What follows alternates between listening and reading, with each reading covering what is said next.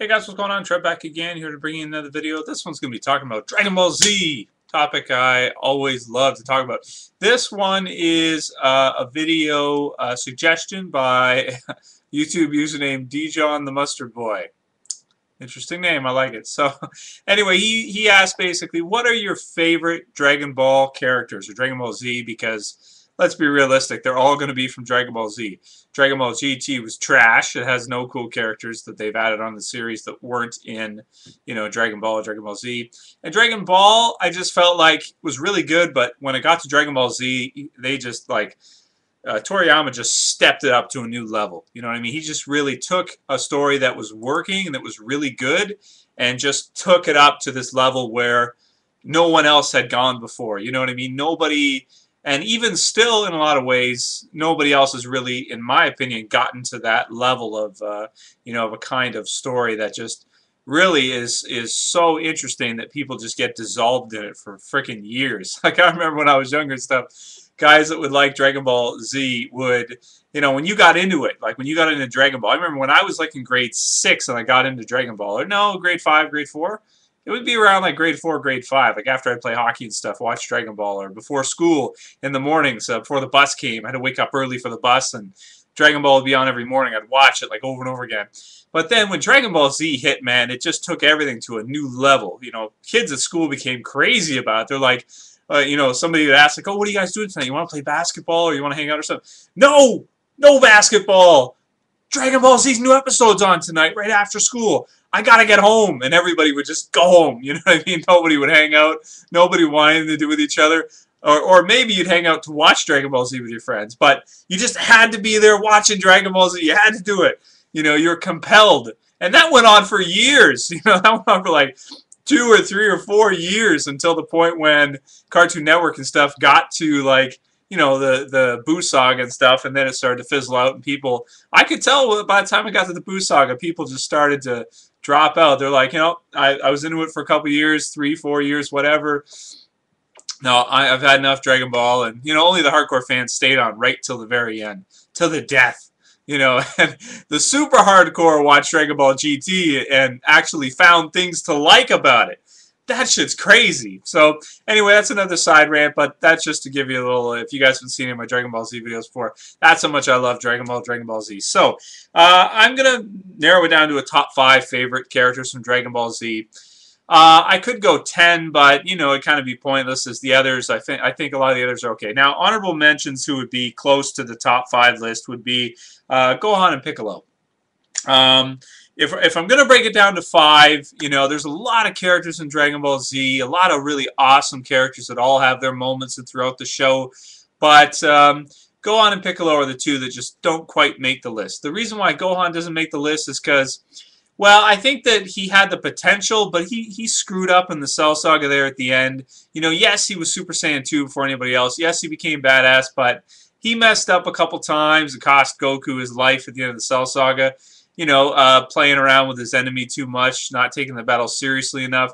And other thing too, he's really whiny at the beginning of the show. So, I had to kind of take Gohan. I'm like, is he one of my top 5 favorites? No, not quite. The other one, Piccolo, he was really close. I had to swap him out with number 5 because Piccolo is just like, he's a great character, a really, really great character, but, his usage, declines throughout the show. At the beginning of the show, he's right in there with Goku, fighting side by side, using his special beam cannon to kill Raditz, doing all that stuff, and he's very involved.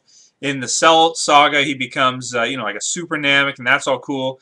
But, after that, it's just kind of, during the Boo Saga and stuff, he was really not used almost at all, just as like training for Gotenks and that kind of stuff.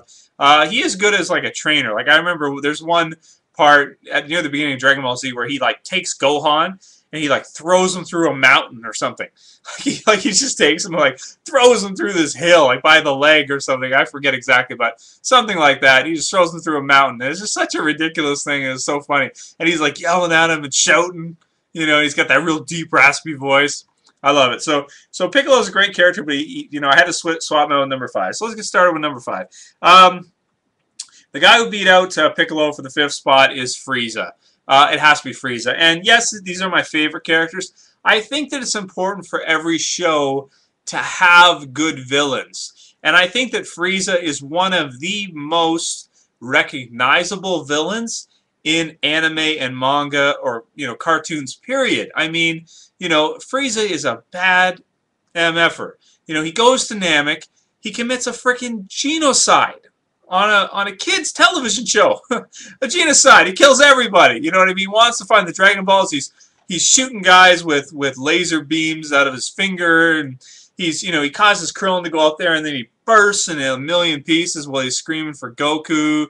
He's just, you need to have a villain that can really challenge, your hero. And Frieza was like more than a challenge, for Goku. Goku had to rise to the challenge, with what was happening and everything. And I think that's great too. But anyway, the battle between Frieza and Goku in the series, amazing stuff. And afterwards too, when Frieza, Mecha Frieza, or whatever you want to call him, that comes to Earth, and before Trunks takes care of him, that's really exciting too. Like everything's kind of calm, the characters are waiting, you're in suspense, and Frieza shows up there and he beats Goku there. And then they're like, oh, now what are we going to do? He's going to destroy the planet before Goku can even get here, because if Goku's even like, a day late or something, that'll be too long. Frieza will have been able to destroy the planet by that time, pretty much, with King Cooler.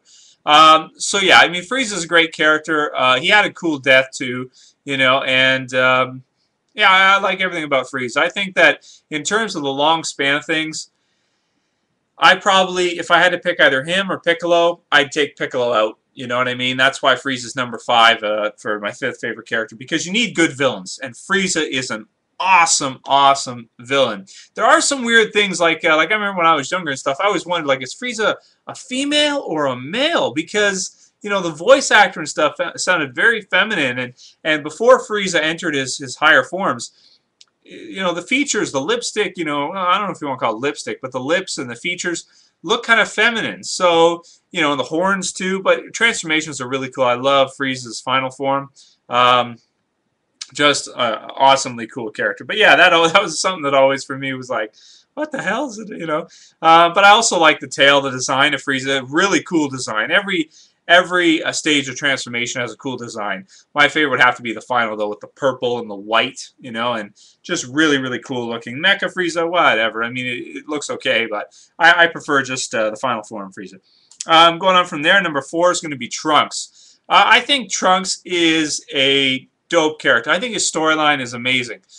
Coming from the future, that's very complicated to have elements of, like, the future and that kind of stuff coming back. You see that a lot in different types of comic books, like DC does it like crazy. X-Men have all kinds of time travel stuff. I mean, the Avengers with, was it Krona? I forget the character's name, the villain. But, there's time travel in all kinds of different comic books and manga and stuff. And I like in Dragon Ball Z, it just fits really well with Dragon Ball Z, because you have these overpowered characters. Trunks coming back as Vegeta's son, and us being like at the beginning like, whoa, who's that? He's a Super Saiyan. How did he attain that? How did he get that? The fact that he fights with a sword at the beginning I think is very cool too, because none of the other Z fighters fight with a sword, and it's sort of like that, like futuristic type sword. The way he kills Frieza is amazing. Cuts him up into little pieces and just boom, blasts him. I love that. Trunks is a great character, and his storyline with Cell is, my favorite throughout the whole Dragon Ball Z series. I think probably one of the coolest scenes in all of Dragon Ball is when Trunks goes back to his time and, basically goes out and finds Cell, where Cell is like not in his final form. He's sneaking around, where he's got a lot of green everywhere and kind of like orangish and kind of like the horns coming out like that. And he's not very strong yet. So, he uses a solar flare and stuff and runs away and tries to, it has like the buzzing sound when he moves with his mechanized tail type thing, biologically mechanized, I guess. But anyway, you know what I'm talking about. He goes back to the future, he finds Cell, and he kills him. That is one of my favorite. I love that scene so much in Dragon Ball that I had to put Trunks in there. I think, you know, he's one of the coolest characters for sure, no question about it. So that's number 4. Number 3 is going to be the one we were just talking about, Cell. One of my favorite villains in any cartoon, manga, comic book, television series, anything ever. I think Cell is such a cool villain. The whole idea of Cell, his design, everything about him, the Cell games, the Cell Saga, it all just came together so well. You know, the androids, and then he has to absorb them, coming from the future, coming back, sort of has that, like, you know, that bug, you know, like I think what is it at the beginning? He's got like a cocoon type thing or like an egg type thing that he hatches out of, and you know, coming back in time from the future as well.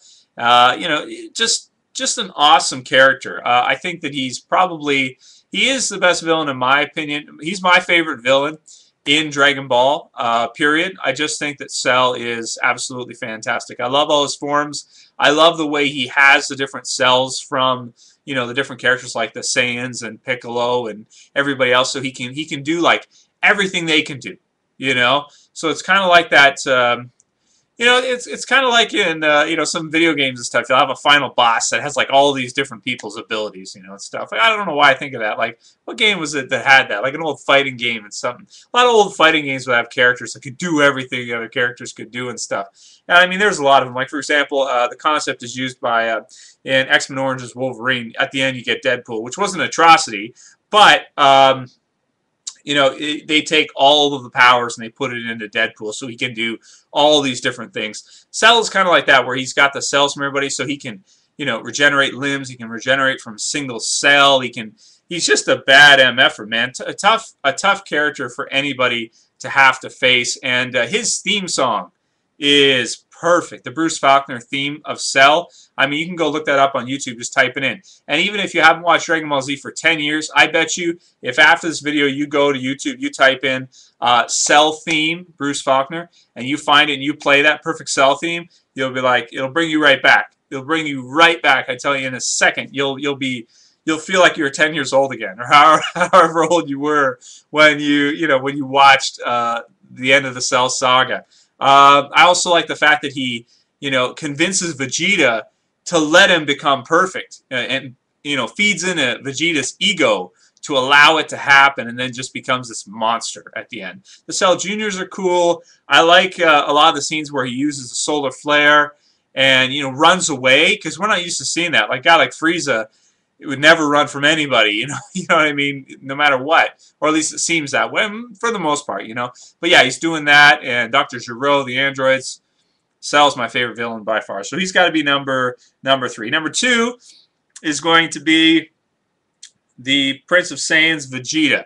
Vegeta used to be my favorite character when I was younger, but now I've gained an appreciation for another. But Vegeta is an awesome character. You know, I mean, the amount of different lines and stuff he has, like, it's over 9,000, and when he becomes Majin and he fights against Goku, and I mean, you know, the initial fight between Vegeta, a lot of people's favorite villain from Dragon Ball Z is Vegeta when he comes down the first time in the Saiyan Saga and has that awesome battle with Goku, which is a great battle, one of the best in the whole series. And then again, revisited in the Majin Saga.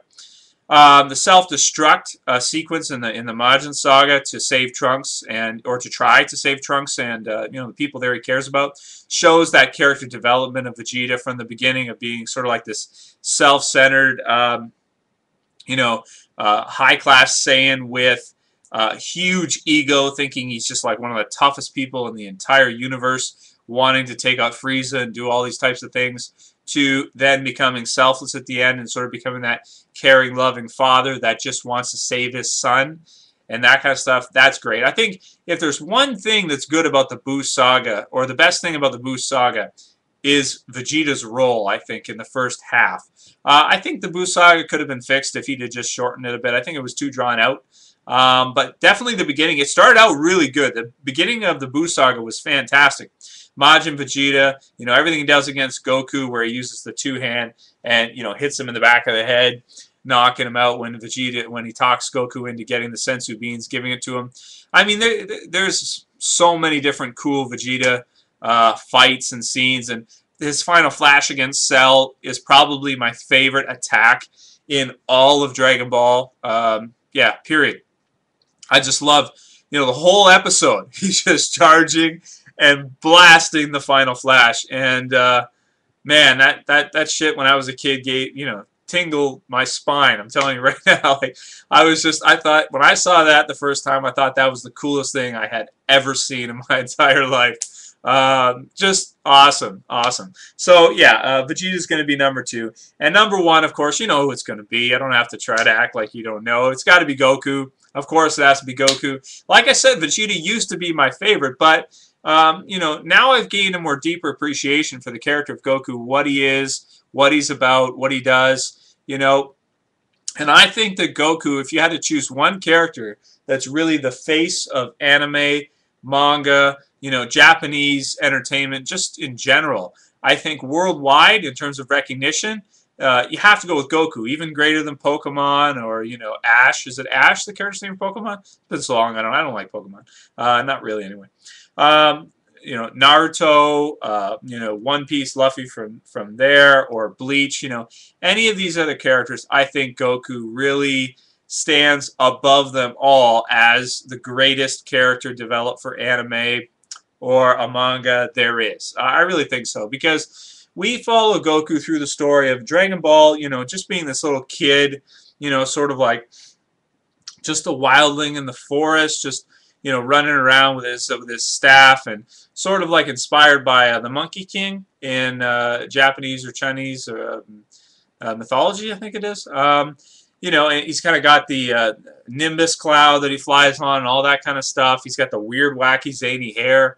And, again, going into Dragon Ball Z, he just becomes something different entirely. And I like that at the beginning of Dragon Ball Z, we see him, die, basically. And then he comes back again, and he dies a couple times and comes back and, ends up becoming the first Super Saiyan that we know of. If you want to consider Broly canon, maybe Broly was Super Saiyan before Goku, but I don't know. That's up to you to decide. But in terms of what we see, the first Super Saiyan, defeating Frieza, the most powerful being in the universe at that time. And then, coming back to Earth, having that heart disease problem where he couldn't fight, and, getting the cure from Trunks, and going after Cell, leaving it to his son to try to defeat Cell, and giving up his life to do it. And then once again coming back in the Buu saga on borrowed time, and then, just brought back basically to 100% defeat of Buu. Yeah, I don't think there's many characters that are better than Goku, be it in Japanese or American or anything. The way, he's sort of like a character that anybody can become inspired by in their lives. Is there anybody out there that couldn't watch Dragon Ball Z, the story of Goku, and not feel inspired? I mean, he starts out as a lowly Saiyan, one that Cooler in the movie says, don't worry about him. He's just a little, who cares? What could it do? Let him go. When he was flying by the ship, and one of Cooler's men told him, oh, there's a Saiyan, he's going to Earth or whatever. Cooler's like, don't worry about it. Who cares? Don't worry about it. He's just he's a low class. He's not, he's not going to become anything. He's not going to be powerful. He's not going to, accomplish anything. And going from that to become the being that, defends the Earth against all these characters, and just becoming one of the greatest characters in any form of literature, in my opinion, or any fictional story, period. I think that pretty much sums up Goku. I don't think there's much else I need to say about him.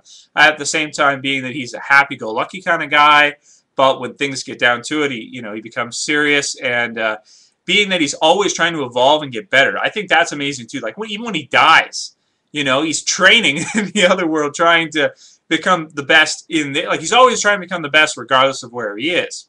And also, he goes from the rank of just being him, working on himself to try for him to become the best fighter, to in the Cell Saga trying to get his son Gohan to take up his mantle and become the savior at the time. I think a heavily debated topic is whether or not Goku in the Cell Saga would have been able to beat Cell if he would have gone all out against Cell and actually went at him. But My interpretation, the way I read the story, is basically that, you know, he wanted Gohan to be the one to do it. You know, he wanted to be proud of, as a father, he wanted to be proud of his son and see his son do that. You know, that was more important to him than him doing it himself. You know, if he would have done it himself or tried to do it himself and just trained himself instead of working hard on training Gohan, I don't know. Maybe he probably would have been able to rise to the occasion, hit Super Saiyan level 2, and defeat Cell. But, you know, it's one of those type of things, if this, if that.